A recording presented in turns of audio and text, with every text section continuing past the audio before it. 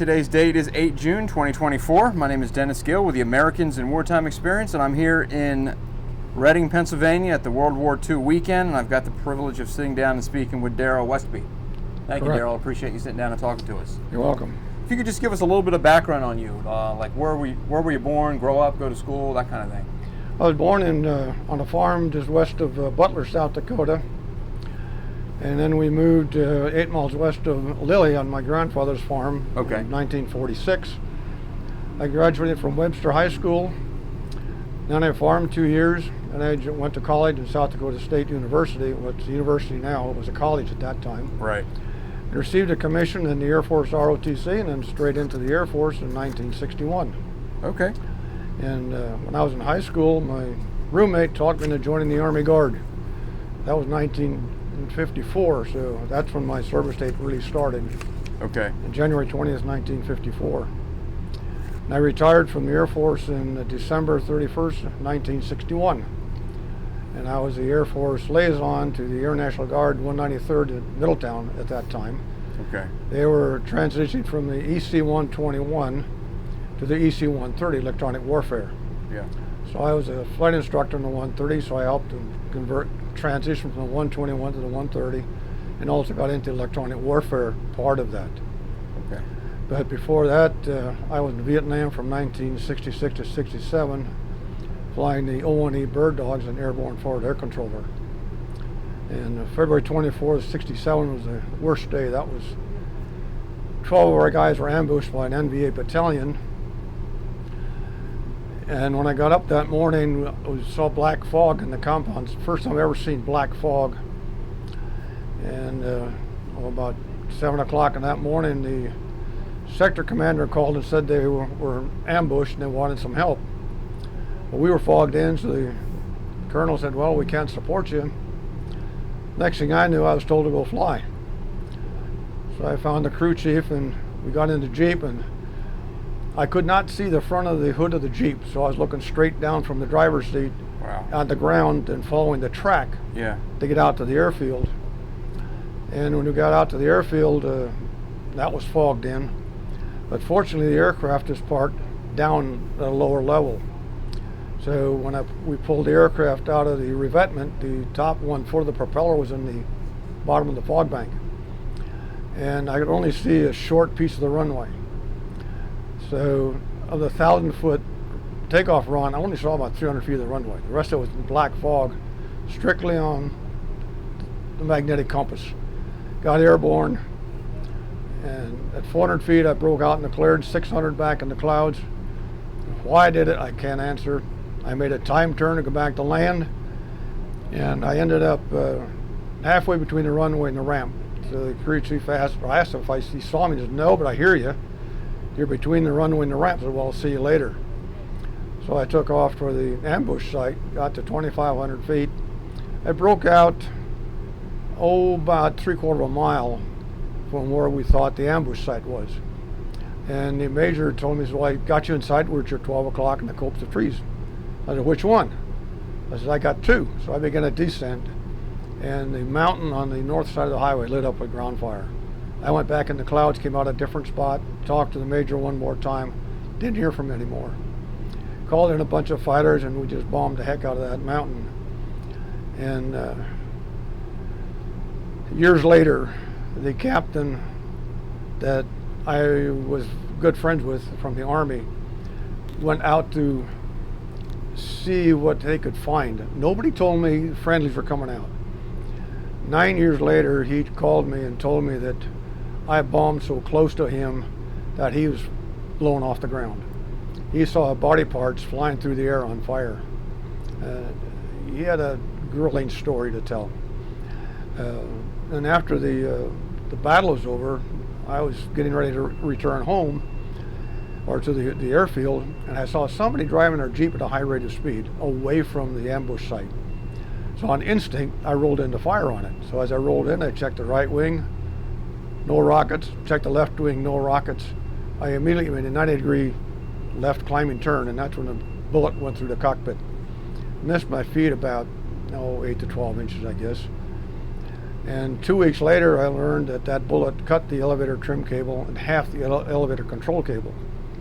God only knows why that cable didn't break. If that cable had broke, I wouldn't be here. But I flew another 9.5 hours in that airplane after that. And the last flight was at 1 o'clock in the morning.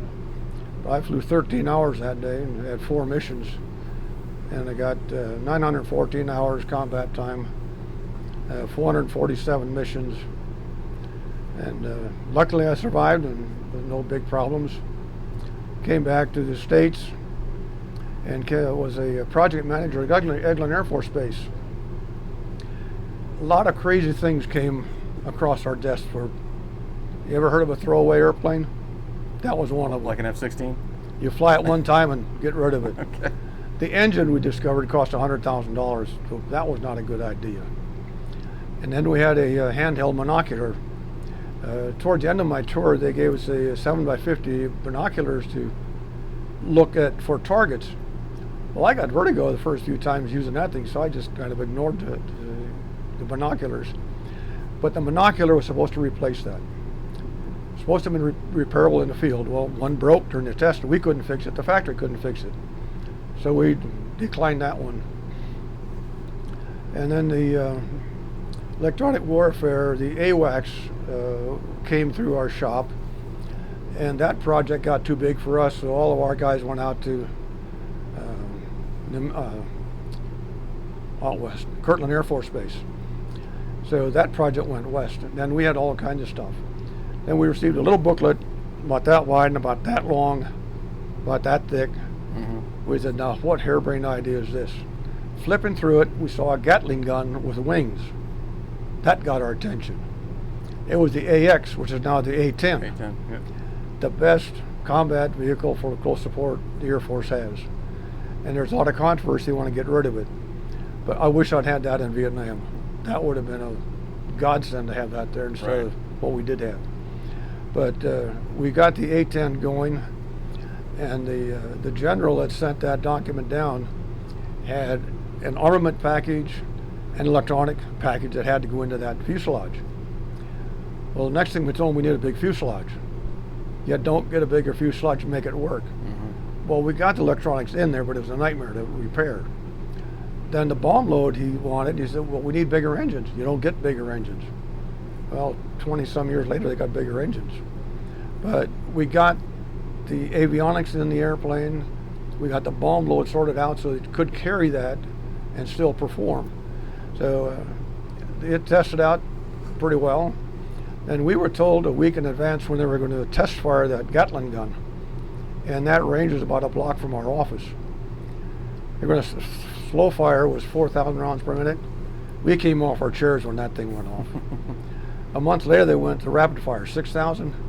That is unheard of, what that thing can do. But it is a reality. We thought it was a joke to begin with, but that is an excellent airplane in my opinion. But the Air Force is trying to get rid of it. Some politicians are wanting to get rid of it. The Army and the Marines and the Navy want it, because that's the best thing they have. It's got loiter time, it's fast, it can be slow, it carries a heck of a bomb load. So my last assignment was the Air Force advisor on 193rd at Middletown. And in that conversion, my boss at that time was the oldest two-star in the Air Force. He spent hundreds of thousands of dollars on equipment that did not work. And the Chief Master Sergeant called me down and he said, I want you to look at this equipment. It doesn't work. Well, I was about 4 feet away from that drawer they had open. I said, well, that thing can't work. He said, why? It's cold soldered. Well, how do you know that? Well, in 1963, I built a stereo system. I was born and raised on a farm where we built stuff. Soldering and welding and metalworking was part of our trade. Mm-hmm. So he goes out in the middle and picks up, the whole circuit came off the board. Then there was a pair of pliers, uninsulated, laying in the middle of that circuit board. On the right end of that board, there was a resistor about that big around, tied up with a piece of string. And as a sergeant, there's no way this thing can work. Well, it doesn't work. So I called the general and told him it didn't work. Well, he came up and looked at it, and after his briefing with the sergeant and me, we were walking back to the office, and change my wording. He called me a blank-to-blank guardsman. And I said, Colonel or General, if you wouldn't sell a bunch of shit to the Air Force Air Guard, I wouldn't get on your case. Right. He went home, and I was coming up for promotion, transfer, all at the same time, and the 28-year upper out rule, for full colonel. So I said, well, the potential for promotion at that time was 2% if you were a line pilot. I was not a line pilot. So my chance of promotion were 0 to nothing. Right. So I submitted my paperwork to retire. Then a junior 2-star was promoted to 3-star, became my boss's boss. That 2-star beat me out of the Air Force and got my job in D.C. that I thought I had. So even in civilian life, I couldn't get rid of that guy. But I retired and stayed here in Pennsylvania because it's a lot warmer here than in South Dakota. So yeah. And I couldn't find a job in South Dakota. And the price of a tractor was outrageous at that time. That tractor for a 4-bottom plow tractor cost more than we paid for 160 acres of ground when I was farming. So I went back to Pennsylvania and got into insurance and financial advising. And that's when I retired in 2013 from that. So I just stayed there in Pennsylvania. So that's my story. Yeah. Why did you decide to go in the Air Force and not just, because you're already in the Army? I was in the Army Guard, yes. Why didn't you just make that a career? Why the Air Force? Well, we lived 50 miles from an Army Air Corps field during World War II. Okay. And once or twice a month, we'd see an airplane fly over the farm. I couldn't figure out how an airplane could fly when the wheels on Dad's car came off the ground. It didn't go anywhere. An airplane had wheels. How can it fly? Right. So we go to town on Saturday nights to sell our cream and eggs, buy groceries, and then for 15 cents go down and watch a movie. Well, one of them, I was 9 years old at that time, it was on a Navy carrier. Okay. And an airplane landed and had a problem. It almost hit that big tower in the middle of the ship. But I saw something flash. I said, Dad, what's this that flashed in front of that airplane? He said, that's a propeller. What's that do? That's what makes the airplane fly. Oh, that lightened up a lot of things. Because I told Dad when I was 9 I was going to fly the P-51, the P-47, the P-38. Everybody laughed at me. Right. The instructors in high school and college said, you're never going to fly an airplane. Well, guess what? I'm a retired Air Force pilot. I proved them all wrong. And when I got in the Air Force, the flight surgeon called me in about 30 days after I got there. He said, why are you wearing glasses? So I can read. Well, get rid of them. You don't need them. Okay, I got rid of them. 15 years later, I started reading or getting glasses. But what I learned, I had 20/12 vision. So I could see an airplane way out on the horizon before somebody with 20/20 could. Yeah. And a few years ago, I started complaining to my optometrist about my eyesight. I said, I can't see signs 2 and 3 blocks down the road like I used to. Well, your eyesight's failing. Well, what do you mean it's failing? Well, it's going to normal 20/20.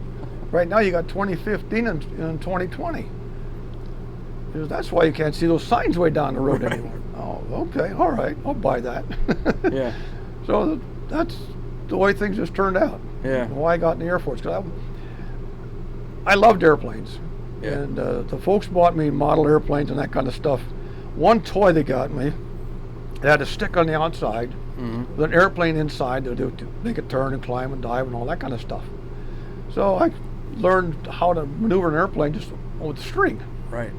And I don't know what happened to that toy, but I can't find it anymore. But no, it was just intriguing to me that an airplane, a piece of metal, could fly. Yeah. And I thought that's something I wanted to do. And I persisted and I did it. Yeah. And in Air Force ROTC, they told me I'd never fly. And my grades, we were a 4-point system, I had a 2.3.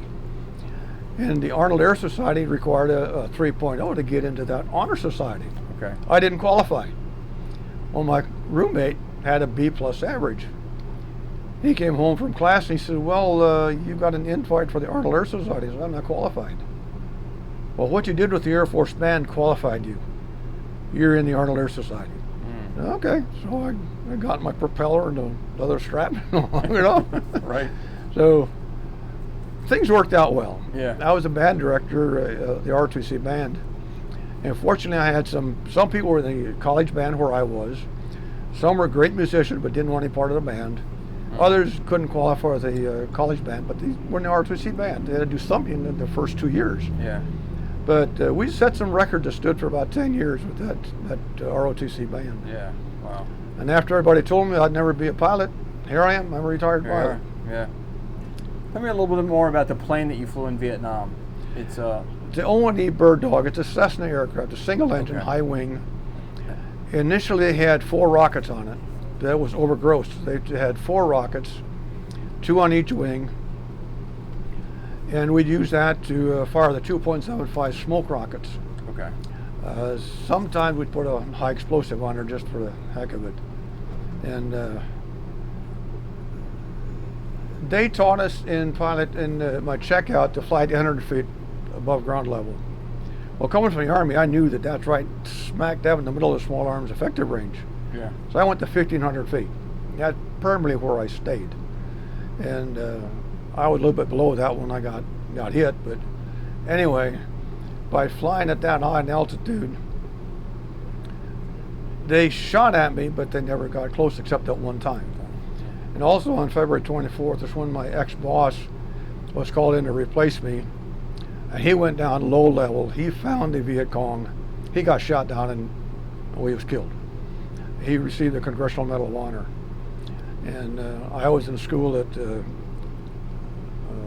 Montgomery, Alabama at that time. So they sent an airplane to pick me up and went to D.C. and I was there for the award of his Congressional Medal posthumously. Yeah. So that's when I met his wife and his kids. Yeah. So that was a day I'll never forget. Yeah. February 24th. Are there any other anything else about your time in Vietnam that stands out aside from that day, or was it just pretty much routine? It was pretty much routine. When we were hit in the compound, initially they had a trench dug just about 2-3 steps in front of our bunkers, or not a bunker, it was a house from the college campus. Yeah. So we'd take 2-3 steps and jump in that trench and go out to our placement. Well, an Army colonel got the idea we were going to beautify all these outposts, so they filled that trench in. We had no place to go. But we only were hit a couple times, and fortunately we had the trench at that time. Yeah. So, but other than that, it was pretty much calm and routine. But that February 24th was the oldest time in my 60 years of flying, and I took off from a runway I could not see. And that was, I'd never seen black fog before or since then. Right. But Yeah. the Bird Dog was a 213 horsepower. It was fairly maneuverable. And you could do a lot of things with it. I tried a lot of things. And we would get shot at during takeoff or landing. So I had to figure out some way to modify the takeoff and the landing so they wouldn't know how I was going to land. Yeah. So on takeoff, I get about 3 feet in the air and I'd make a 90-degree turn and head out across the ground about 5 feet off the ground. And then get out to the top of the trees and go down about 200 feet on the side of the mountain to gain airspeed and then climb out to a safe altitude. Landing, I didn't always make a normal landing. I'd be coming in the wrong direction, next thing I'm on the ground. And the Army helicopters, they land on their runway right in the middle of it, and I couldn't land. Yeah. So one day I was just about out of gas. So I went around and came 90 degrees to the runway, right at that chopper, and went over the chopper. He left.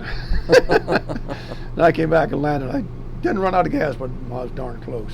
Yeah. And the day that I got hit, I only had about 7 gallons of gas left, and 3 of that was unusable. So, no, it was a tight mission all the way around. Yeah. Yeah. Yeah. How many tours did you do in Vietnam? Just one tour. Just one? Yep, 1 year, 66, 67. Gotcha. What'd you do for when you had some downtime? Well, study the maps and try to figure out where the Viet Cong was moving through. We had some, the Army Ground Intelligence, and I had an Air Force Intelligence Airman there, and they were interviewing the Vietnamese and any captured Viet Cong. And we had trails that we knew were being used by the Viet Cong. So I'd go out and look at those trails, try to find where they were, and if I found something new, or if I found a trail coming in here, They came out over there or over here. I'd tell the intel guys where it went.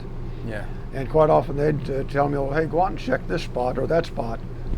And I found a valley that I didn't know was in our province. So I went into that not knowing what was there and hit a mountain wave. I'd heard about mountain waves, but didn't know what they were. Well, I found out. I was at about 800 feet above ground level. Next thing you know, I was going down at 500 feet per minute, and I had max power and no side attitude, and I was going down about 200 feet above the ground. It just felt like it sounded like I hit concrete. Now I was climbing 1,500 feet a minute, idle power. I got at 1,500 feet, and I was hanging there, 0 speed, idle RPM. It even went to full throttle, and I started flying again. But that was the mountain wave I hit to push me down. I got on the other side, it pushed me up.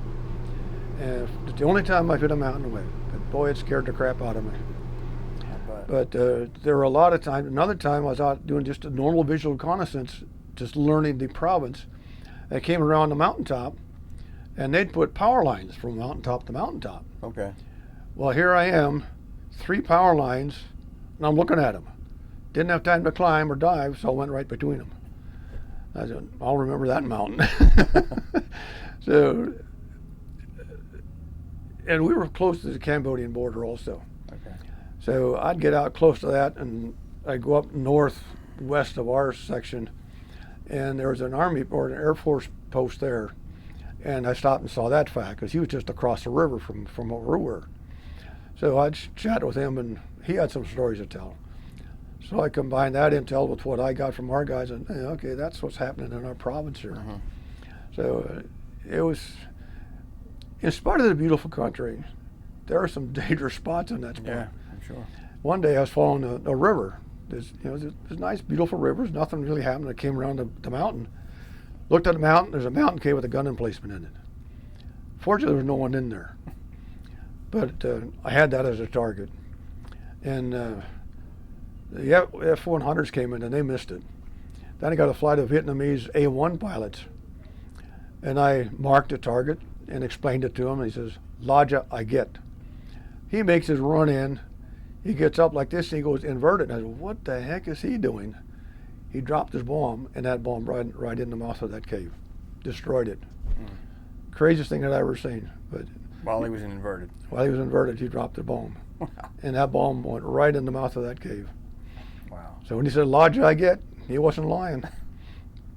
But I also had some Vietnamese O-1E pilots that were there, but they didn't get much support. So I talked to them about, flying with me. So they wouldn't get, I got one guy as an observer in my airplane. Then the pilot, another observer in their bird dog, and they flew formation with me, and I took them around to show them the province. And next thing I know, they were gone. But they could have been a big help, in surveying the province and coming up with targets and that kind of stuff. But I learned to get along without them. Right. But it was, in a way, it was fun, but it was downright hazardous too. There's things I'd rather forget about, but that's life. Yeah. Were you the only person on the plane? Was there? You have a crew, a co-pilot, or Nope. anybody like that? Just you. I had a crew chief, a comm officer, and an intel officer or a sergeant. There were 2 pilots there, and we generally flew by ourselves. Yeah. Now, when I had an intel airman there for a few months, he flew with me to see what the province was like, and he'd have his maps and targets that he'd gotten or learned about from other people and marked our targets on that same map. Okay. So he improved his intelligence by flying with me. Yeah. The next thing I knew, he was gone. I have no idea why he was taken out of there.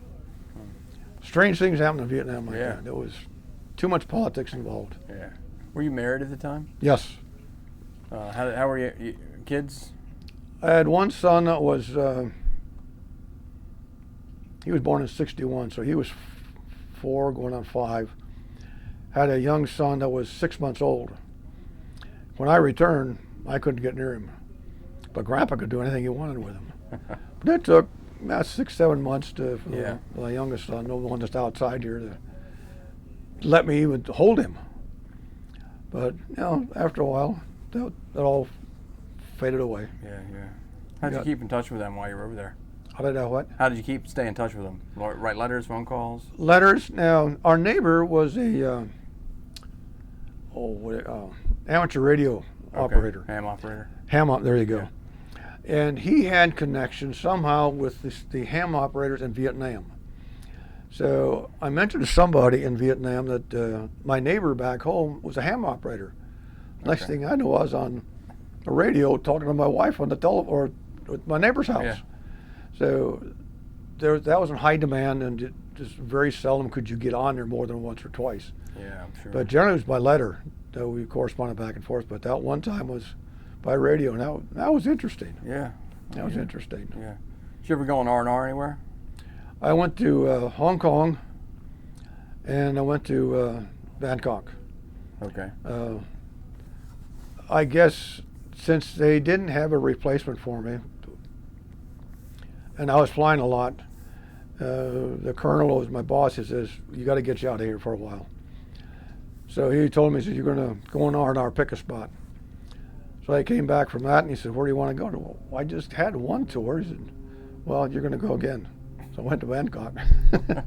and I bought my wife some jewelry in Bangkok. And when I was in Hong Kong, I bought some dishes that we had sent home. They were beautiful dishes. Mm-hmm.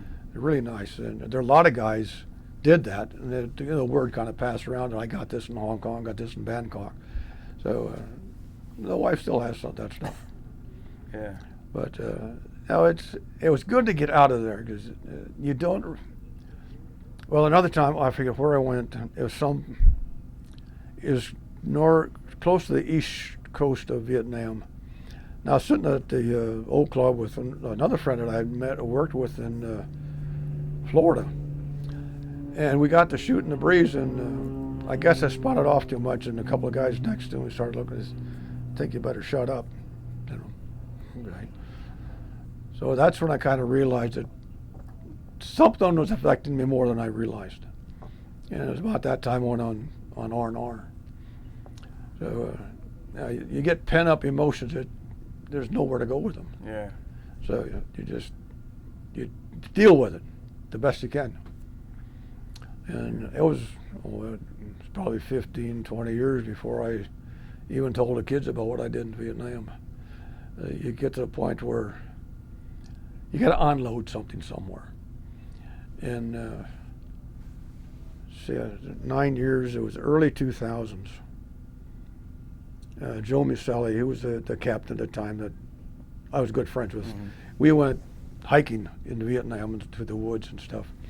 He was called me, and he was the one that briefed me on how I almost bombed him and killed him, blew him off the ground when he was trying to get to the guys that were ambushed. Yeah. And I told him, well, nobody told me you were there. And there were other guys, friendlies, out there trying to get there that I didn't know about. And I was bombing in places where I thought the Viet Cong were. And I learned 9 years later that's where our friendlies went also. But I didn't injure any of them. Yeah. And come to find out, after when Joe called me, he says, there's another sergeant that's living in your area that was shot twice. And I said, well, who was that? Hamilton Henry.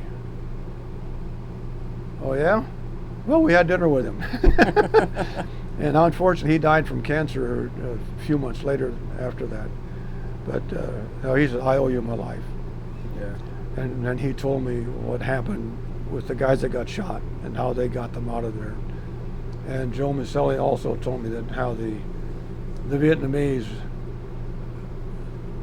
came out with a 6x6 truck to pick up all the dead, and just dumped them in the back of the truck and took them back to their area. And then he said when we picked up the major, the back of his head fell off. So that's getting into some gruesome detail. We'll forget that, but that's what you learn after the fact. And right. I knew something happened, but I didn't know what. Right. And Hamilton Henry told me how he got shot, and it's amazing that he survived.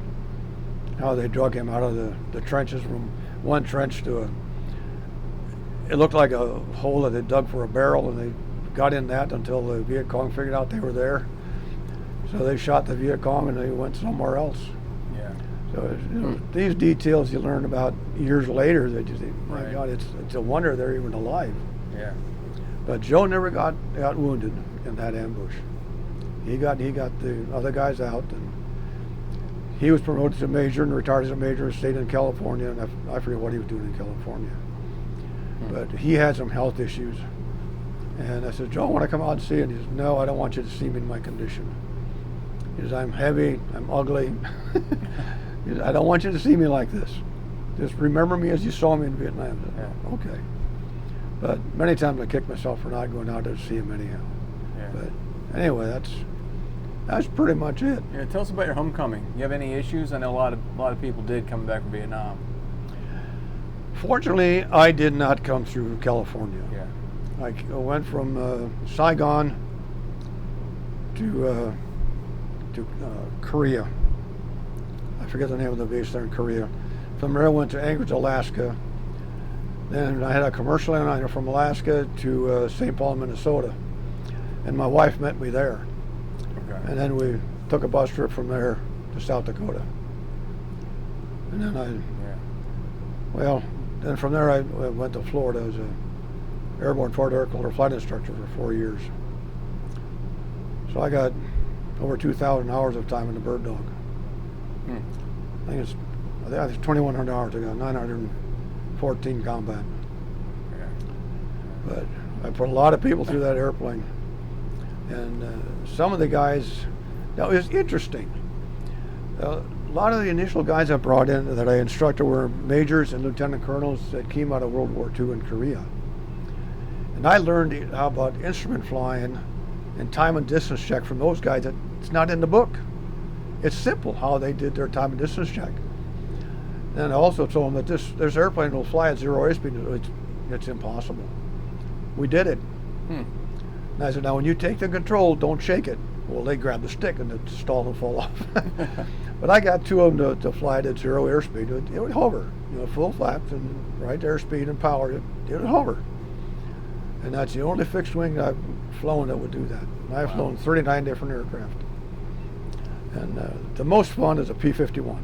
I paid for that myself. I was 77 on my birthday when I flew that thing.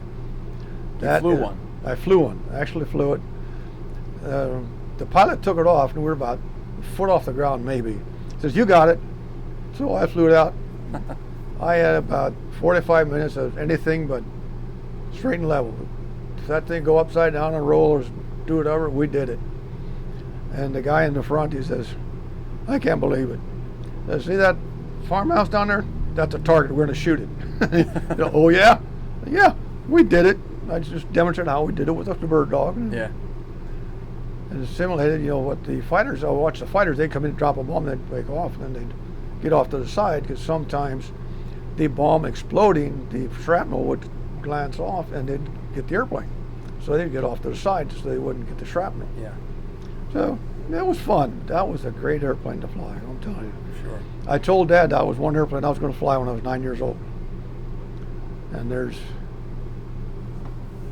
the P-47, I think there's some of those left. I think there's one flyable P-38 that I'm aware of. And I wanted to fly both of those airplanes, but they were going to the junkyard when I got in the Air Force. Wow. But I'll never forget that P-51. Dude, that was fun or heck. That was 1 hour of pure flat thrill. Yeah. It felt and smelled like World War II. Yeah. That's cool. And that's where I got this shirt. So that's the name of the That was it. plane, Crazy Horse? Yep, Crazy Horse 2 is the one that I flew. Gotcha. That was at, starts with S in Florida, south of Orlando. Kissimmee. Kissimmee. Down in Kissimmee. Okay. Both the boys went to college and they lived there in Kissimmee. And they said, let's go out to this museum. When we came out of the museum, I saw a P-51 sitting across it. I said, what's that? No, that's an airfield. Well, I drove around and there's 3 P-51s there. Come to find out, that's home in the wintertime for P-51s. So my son got me the information. I called him up and said, I'm a retired Air Force pilot. I'd like to fly that airplane. well, come on down. So I sent him my information, and it was interesting. When I walked in, the little guy who's about 5'8", 5'9". There's a big guy about 6 foot tall. Looked over his shoulder and he looked at my credentials. You'll finally find someone that's got more credentials than you have. So we had a blast. Yeah. I got pictures of that cool. flight. That's cool.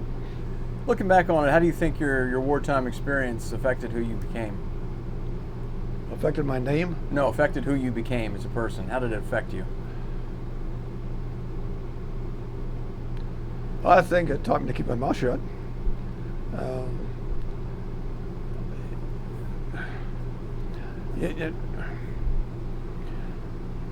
There's more politics involved in the military than there should be. And that almost ruined us in Vietnam. But you didn't dare say that. I made a few comments when I was stationed at Eglin as a project manager about politics. And I got ripped out for it, so I kept my mouth shut. But I worked for a lieutenant colonel. He was the division head. And I wrote a report. He kept kicking it back. The fifth one I took in that he had corrected, I said, now here's the number one issue report I gave you. Here's number 5. Now what the hell is the difference? They're the same. Put them on his desk and left. And he never criticized me after that. But I learned to stand up to authority also. Yeah. Some of the issues and orders that came down to Vietnam didn't make sense. I'm the one flying. I'm the one taking the hits. I want to do it my way. Right. And the last boss I had, no, we didn't get along too well. I did my thing. He did his thing. And the fourth time he told me, go out and fly that mission. I said, well, why aren't you going to do it? Well, you got the experience. And I said, well, if you never fly, how are you going to get the experience? Yeah. He didn't have an answer for that. But the first time he came out, he was there less than 30 days. The lieutenant colonel who was my boss, and I was a brand new captain at that time, and this guy was a major. And the colonel says, you're going to work for Darrell for 30 days. Then you're going to take charge. Well, I came back from a mission and he was gone.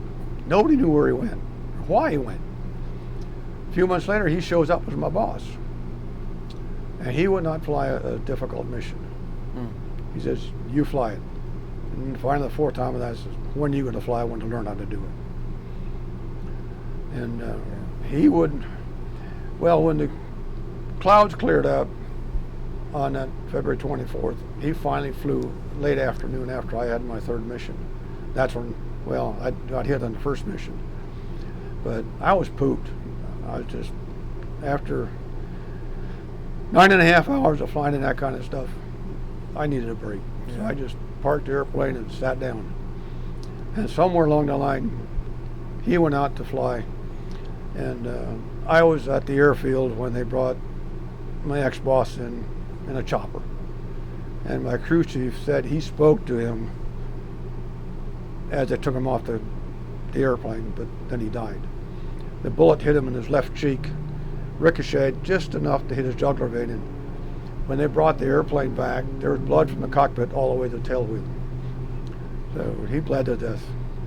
When he told the crew chief, he said, well, I saved the engine. And when I went out to look at the crash site, it looked like he made a perfect landing in the T field. You see where the landing gear cut a swath in the T, and then he flipped upside down. Yeah. So he did save the engine. They took the propeller off and they checked it out and put it in another airplane.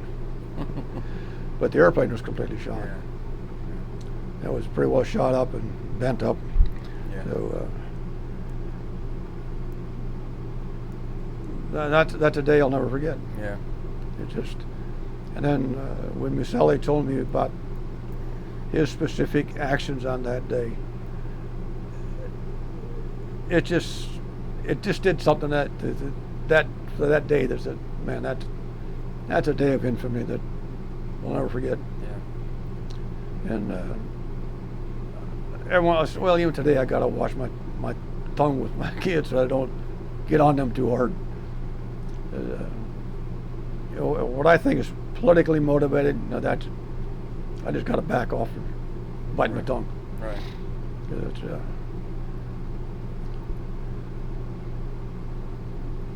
things happen that, in my estimation, shouldn't happen. And the powers that be think they got all the know-how. And when the President of the United States starts getting on the HF radio and telling fighter pilots and bomber pilots where to fly, that's beyond his means. That's what those colonels and generals are for in the battlefield. Johnson was telling the fighter pilots how to fly. And I read reports, stories from fighter pilots, F-100, F-4 pilots, that went into the North Vietnam to bomb sites to let the bombers come in. Mm-hmm. And the routine that they used was verbatim. The first thing the instructors told me for the bird dog is, don't do the same thing twice in a row. Right. You're going to get shot. Well, the B-52 bombers were using the same eye point day in and day out. They were getting shot up. The authorities wouldn't change them, because that's the way you're going to do it. Yeah. And an F-100 pilot was a little on the arrogant side, shall we say. He told his flight, he said, you guys fly the route as we're designated. I'm going to leave the flight. He broke off. He went screaming down where he knew the anti-aircraft site was. And he's wrote in his book, he says, the guy was sitting there in his chair, looking out the door at me. He said, I went past, I came back, and I blew him up. Just that's how we got rid of those gunner sites, by not following the procedures that the authorities told us to follow. Mm-hmm. Of course, he was chastised for doing that, but he was successful in what he did. And there were a number of fighter pilots that decided, hey, we got to do something different to protect our own guys. The F-105 pilots, we lost a lot of those guys going in there doing their thing. But again, they had the same routine day after day after day. And the Viet Cong, all they do is point the gun up that way, because they're going to come. Yeah. And sure enough, when they showed up, they fired. They did. So, what do you want people to remember about your service in Vietnam? What do I want them to remember? Yeah, somebody might watch this video in 100 years. What's something you want them to know? Well, the GIs that were there, a lot of them were volunteers, and they were dedicated people. They did their damnedest to follow the procedures and to do what was right, to execute the mission that was beneficial to everyone concerned. Mm. But we were on the home front, we were chastised for doing that. Those guys that came home into California in uniform had rotten eggs thrown at them, all kinds of stuff thrown at them. The airline pilots started telling them, hey, there's demonstrators at the airport. So the guys that had their uniform on, they went in the bathroom and they changed out their uniforms. When they got in the airport, they threw the uniforms away. Now, they didn't get chastised, but those that were in uniform, they were really attacked. To me, that is wrong. Yeah, oh yeah. That is not what the Vietnam vets deserve. Because we did our job to the best of our ability, in spite of the politics involved. And some of the, what we called as misguidance from above. We did our thing in the field to get the job done. And that's what I'd like people to remember, is that we were there on a mission. We did it to the best of our ability to get the job done the way it should be done. And, I think that's probably about it. Yeah. Well, on behalf of the Americans in Wartime Experience, thank you. Appreciate you sitting down and talking to us. Okay. Thank you for your service and welcome home. Okay, thanks a lot. I appreciate it.